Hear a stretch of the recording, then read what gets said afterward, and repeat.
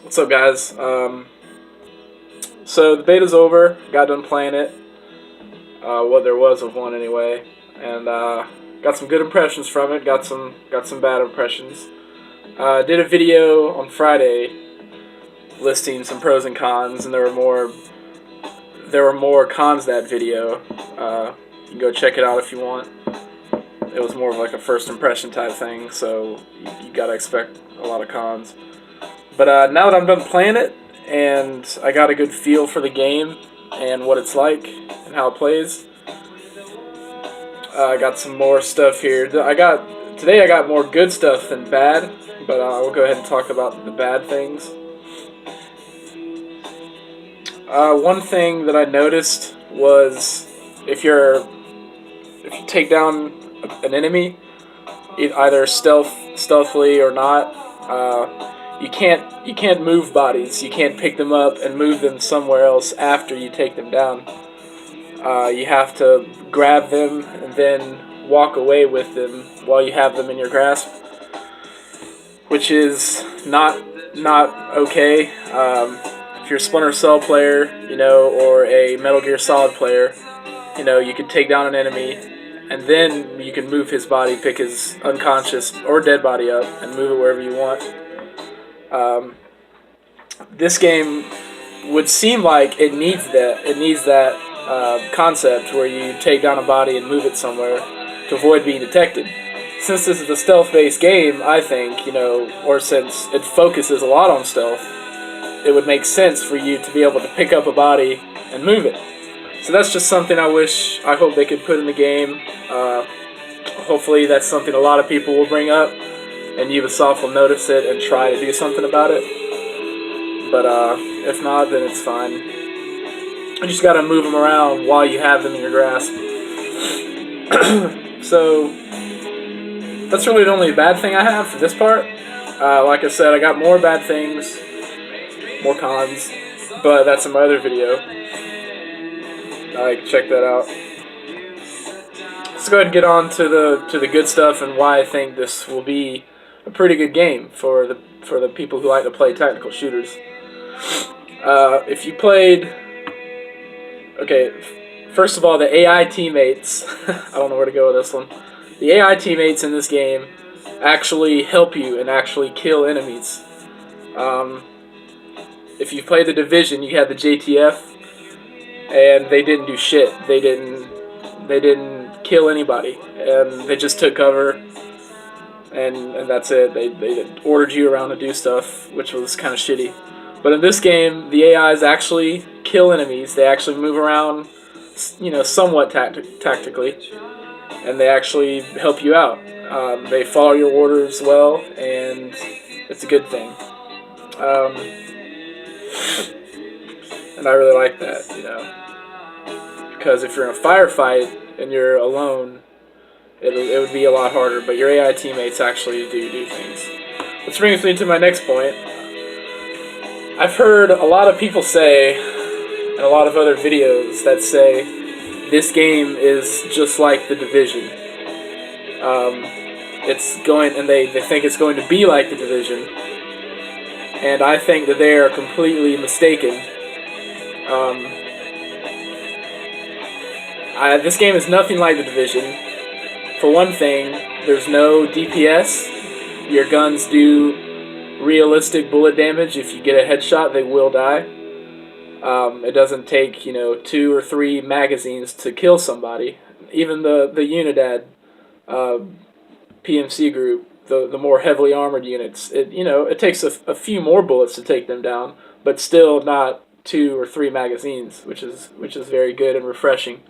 This game is also not a sticky cover game, a cover-based game. You go into cover. If you've ever played Metal Gear Solid 5, Phantom Pain, it's like that. When you crouch and you walk up to a wall, you automatically kind of take cover, but it's not a sticky cover where you press X to stick to that cover, and you can't move from cover to cover holding one button. You can freely move around cover. You can jump over.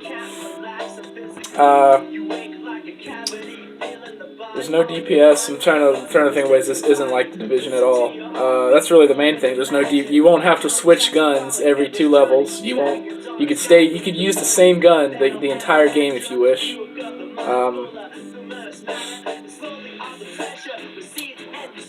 And the Division really wasn't stealth-based. You saw, like, in the E3 gameplay, you saw a guy kind of stealthing, kind of sneaking up in cover, and there's really no stealth in Division. It always ends up in a firefight.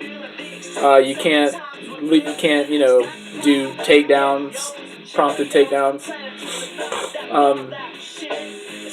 And this game is, I know the Division and Ghost Recon were both open-world games, but the Division was really grindy and repetitive because it was kind of an RPG.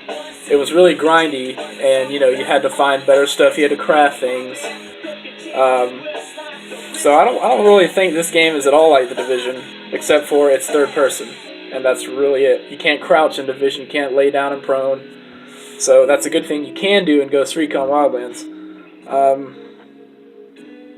I can't really relate anything to the Division from this game. I don't see why people are stuck on that. But let's go ahead and move on. Another thing I want to bring up is I've heard a lot about PvP, and I've heard a lot about people wanting PvP.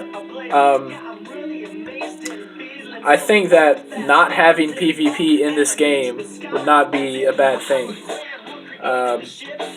Because in a single player type game, or you can play co-op, but a game like this, I like to immerse myself in it, and it's fun playing single player. I mean, like, we haven't had a good single player tactical shooter in a long time. And I think it's good that there is single player. I think it's good that there's co-op, but no PvP. I really don't care about PvP because, I mean, it'll turn into a Call of Duty type game if there is PvP, because I don't think there'll be any type of DPS or any kind of light level type stuff or something like that.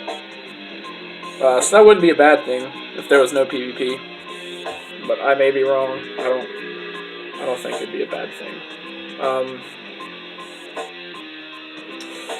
Another thing I really like about this game that makes it easier to immerse yourself into it is the enemy NPCs. The enemies have agendas. Their agendas work hand in hand with the weather effects. So if it's nighttime, there will be considerably more guards sleeping in the barracks and a few guards on patrol. During the day, there'd be a lot more on patrol, maybe 1 or 2 guards asleep. When it's raining, you have guards like sitting under a type of cover, like a huge pavilion or like a tent. You have enemies sitting under, taking cover from the rain. And I was stealthing on this one mission. I have a video on YouTube. I was stealthing, and there was a bunch of guards. I think it was like dusk, and it was pouring rain. There was a bunch of guards, corralled under a pavilion in the rain, like at picnic type tables. And there was one. There were 3 snipers in the tower. There was 1 guard on foot patrolling, just 1. But there was 8 guards huddled together in one area, which made it really easy to go around them and avoid them. I think it's awesome that the NPCs have a life. They have things to do. They sleep, they eat. I've even seen a guy sitting down at a table eating. Kept him distracted. So that's really awesome about this game. It makes it a lot easier to immerse yourself in and to be serious about it. The gunsmith is another big thing that's really awesome. It's making a return from Future Soldier, Ghost Recon Future Soldier. The gunsmith, it's fun because you can customize anything on your gun. You can have rail covers, you can have attachments, you can customize the trigger, you can customize muzzle, magazines. It's really awesome. And the weapon paint, they have a lot of choices for weapon camos. And the cool thing about the weapon camos is they degrade over time the more you use that gun. There is a way, I've heard, you can clean your gun and make the paint look solid again, look new. But that's pretty cool how they have the paint rust away and chip away from the gun the more you use it, and your gun looks more used the more you use it, which is pretty cool. I really like that. So like I said before, this game, it's a really good game if you're a tactical shooter. It's not like The Division. It's not an RPG. There's a skill tree, but there's no skills like The Division. You don't have certain gadgets that do that kind of thing. Let's see. I have 2 gameplay videos. I'll put the links of both of those in the description. One stealthing and another one's kind of a shorter ghosting video. But I really like this game. The driving, I know in the first video I mentioned it wasn't bad. Well, the driving is kind of bad. I've come to realize and come to learn.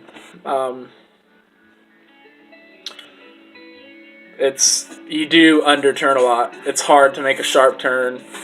If you try to turn, you most likely go over the mountain. You have to brake a lot. You have to use the e-brake a lot, the handbrake. It's kind of nerve-wracking sometimes, but if you try to control it, you'll do better. It's easy to control, in other words. You can brake a lot, but it's not real bad. And I love how your ghost can lean out of the window.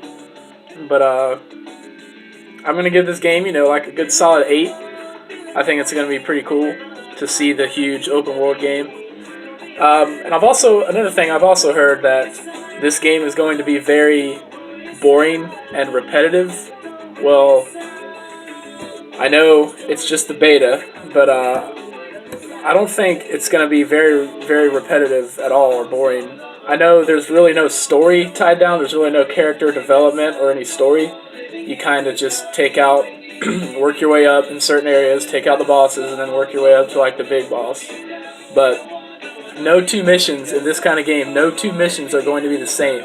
Even if you replay the same mission, it's not going to be the same. Because, for number one, there's 21 different ecosystems or whatever in this game, so the weather's going to be a lot different. Your camouflage, your cover is going to be a lot different. There might be more guards at one time and less guards at another time. There might be no guards one time. There's rebels you can get out of a cage and help and make them attack and help you out. I mean, sure, it's gonna be a lot of take out this guy, interrogate this guy, and then go take out this guy. But I think that's it's cool. I mean, it's a Ghost Recon game. It's a good shooter. It's a good tactical shooter. It's good to be stealthy, but it's not gonna be really repetitive. I mean, because like I said before, no 2 missions are the same. There's always gonna be something different.